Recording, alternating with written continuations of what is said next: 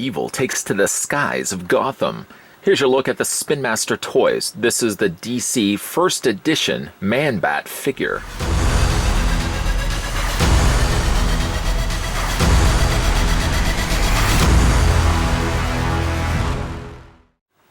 Epic missions begin with the Batman 4-inch action figures. Join Batman's enemy, the evil Man-Bat, on an exciting mission. Will you find a Carnival Chaos, Harbor Defender, Sky Detective, or Arkham Asylum escape mission? Open the box to discover your mystery on a collector card and 3 mystery accessories hidden in compartments.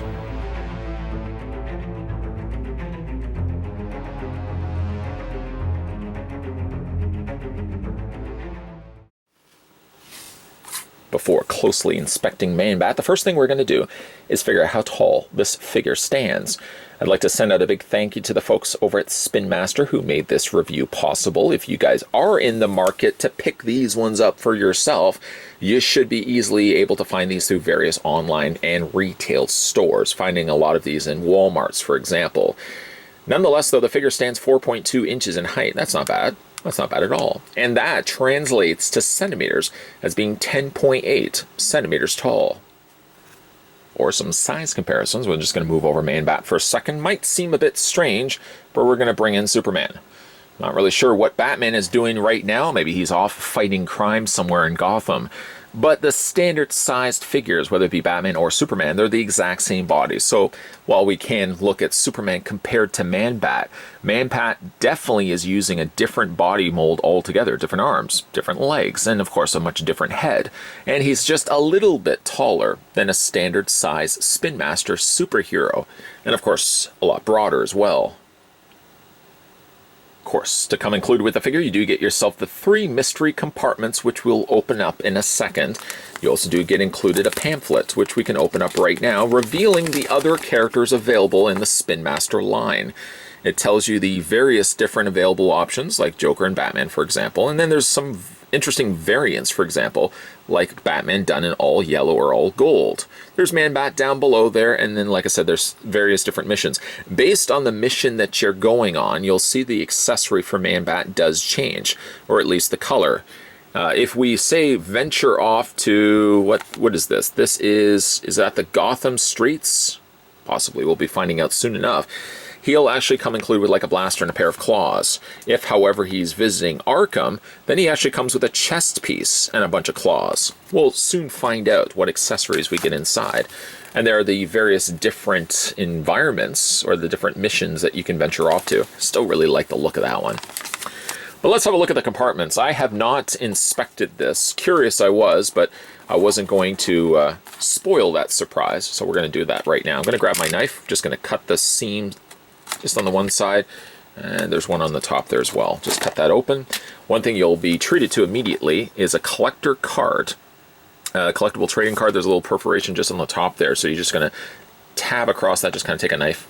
I don't think you could perforate it. You probably could very carefully peel it away, but probably just a knife run across that could help free the card. And you've got yourself an armored Batman fighting the Man-Bat. That's really cool. I like that artwork. But then, of course, we have the compartments here, which we can just separate, free itself from the cardboard prison. Just take these off. It's a little bit of glue. And we're just going to peel this off here. Because, like I said, there is going to be that compartment. We'll just take that off. There we go. This could have been, of course, done a lot easier than what I just did. But nonetheless, we're going to put that down. And then you've got yourself your 3 Bat compartments, who of course house the accessories inside for Man-Bat. Now you could just simply open the bottom. That would be cheating, of course. Or you can individually open up each compartment, revealing the contents inside. Well, we were right. We do get ourselves like an orange claw that can go on Man-Bat's hands. I'm assuming if we have one of these, the logical step and assumption would be that we're probably going to be getting another one in here. Let's just double check. Yep, there's the other one there that can go on his other hand. And then let's see what the other mystery is. Anybody have an idea? Smells like hot, warm apple pie. No, we're going to open it up, and inside we've got ourselves a blaster. Now, you could use your imagination, certainly, to think that this is perhaps... there's a Bat logo there. Kind of actually even looks a little bit like Batgirl's logo. Maybe this is the... I don't know, maybe this is the shot that they could inject into Man-Bat's arm. and of course then turning him back into his human state. Again, you can use your imagination if you really wanted to. Where is, just trying to see where I put my Superman. There he is, right over there. Even though this isn't technically Batman, I know, but we can just fit this into Superman's hands. The guns, for example, I do notice are a little broad. Perhaps this is really intended for Man-Bat, but it does seem like it's an awfully small handle. I mean, we could fit it into Superman's hands, but it does involve, you can see the hands are very small versus the, well, you know what? It came with Man-Bat. Let's see if we can actually get into Man-Bat's hands. It doesn't really quite fit into the hands. As you can see, it just sits a bit loosey-goosey. It's not really going to stay properly into the hand. I guess you could, oh no, once you include the trigger in there, it actually does stay in place. So there you go. I didn't realize that. So it does fit into his hand. Fits a lot better than it fit into Superman's hands. But again, the key is using that trigger. That's the thing that keeps it quite securely in Man-Bat's hands. Let's also add the claws. I have not yet done this, obviously. Wanted to wait and do it with you guys. We're going to clip this on. I'm assuming these just clip onto, maybe I had the wrong hand. Let's clip it on the one side. If you want to sort of give your Man-Bat Wolverine claws, by all means, you can pull that off. And that's basically what it looks like. Kind of looks like it's got claws, you know, some armored up claws to fight the armored Batman. After all, if you're going to have the armored Cape Crusader, you're probably going to armor up Man-Bat as well to make it fair. So we're going to go ahead and take these off. Certainly not going to see them for the rest of this review. Maybe I'll put them on in final looks. We'll just go ahead and put those to the side. And let's have a look at Man-Bat. I'm liking the design of Man-Bat. There was some assembly that was required when I took them out of the packaging. Essentially, these wings do come off. Or in the case of when you get them out of the packaging, they were already off. One is a small peg, one is a larger peg. Kind of gives you an idea as to which way it goes. When you look at his arms, one has a larger hole, one has a smaller hole, so then, yeah, you guessed which way it kind of goes. It goes like this, just plugs it in place like that. And that's what it looks like. I think actually I've got this on the wrong side. Let me just try it on this side. You kind of would believe that the veins of the wings would be facing inward. That makes it look a little bit more accurate. Then we can go ahead and take it to the other side as well. Just line it up, plug it in place, and there you go. Of course, that finishes off the look. This also allows Man-Bat to fly, which is crucial. I mean, I don't think he'd pose much the threats if he was simply just running on the land. But I like the look of it. He's a stocky-looking fellow, and does have permanently posed legs in the sense that his knees are bent, they're not straight. The face sculpt is actually pretty good. If anything, I could add to maybe a point. I would have liked to see maybe darker color on the interior of his mouth, because the area which his mouth is, where it's open, actually sort of seems like it's the same color as the rest of the brown, maybe just like one shade lighter. If they had made that just slightly darker, then you would also get that sense of depth. Because right now it doesn't look like his mouth opens, or at least the mouth where it is opens, doesn't look like it goes far enough back if they had just darkened that a bit. The head sculpt, though, is actually quite nice. I like the coloring of the teeth done in yellow, which seems the same color that they use also for the eyes. The ears are also done a different color as well, so it gives you a chance to see some of the additional sculpt work that they were able to incorporate into the head sculpt. Head sculpt is actually really good. There's what it looks like on the back. He does have the peg on the back side of his torso.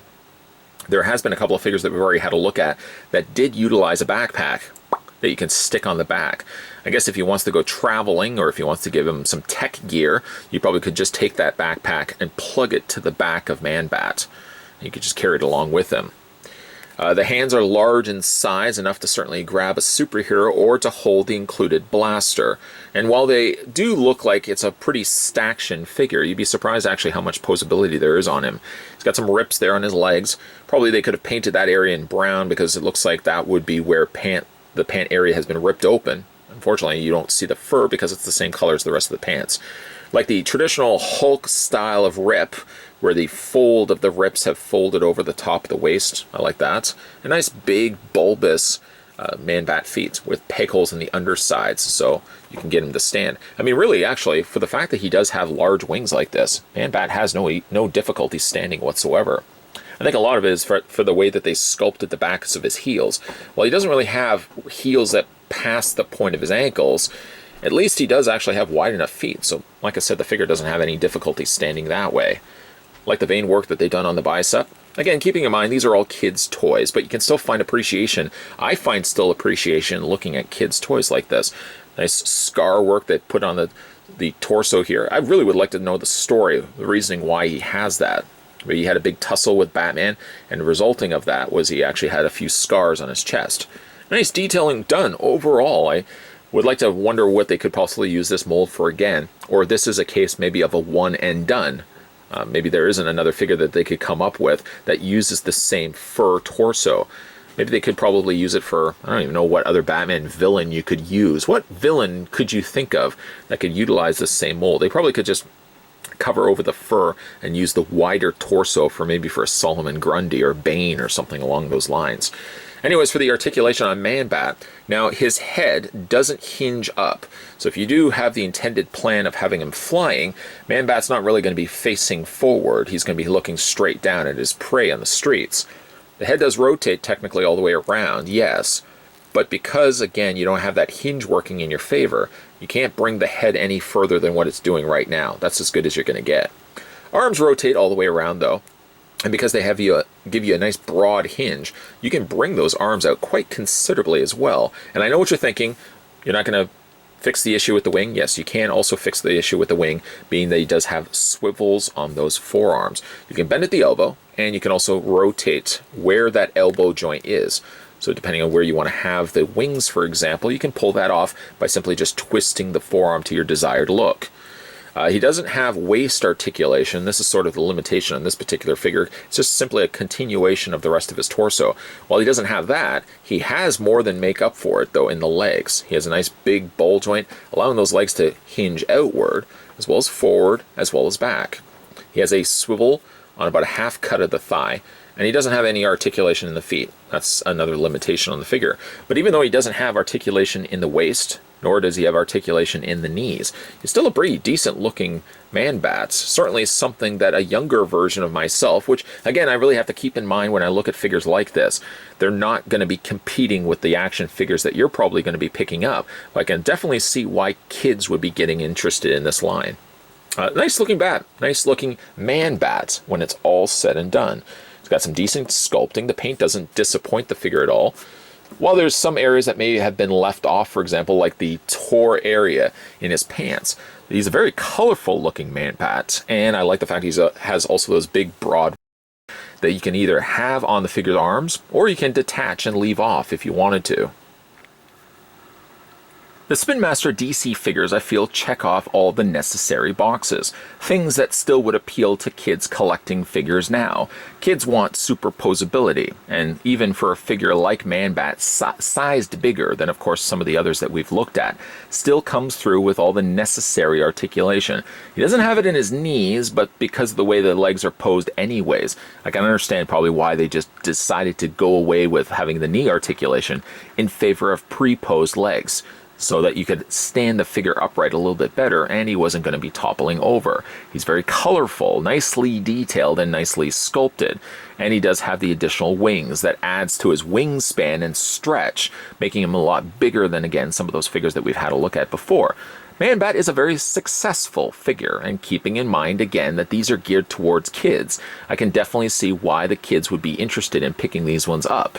I mean, as long as they continue to release as many villains as we're getting heroes, I see success in moving forward. I see a future success with the Spin Master toy line moving forward. Again, I just think the real key to this line being successful is incorporating enough villains.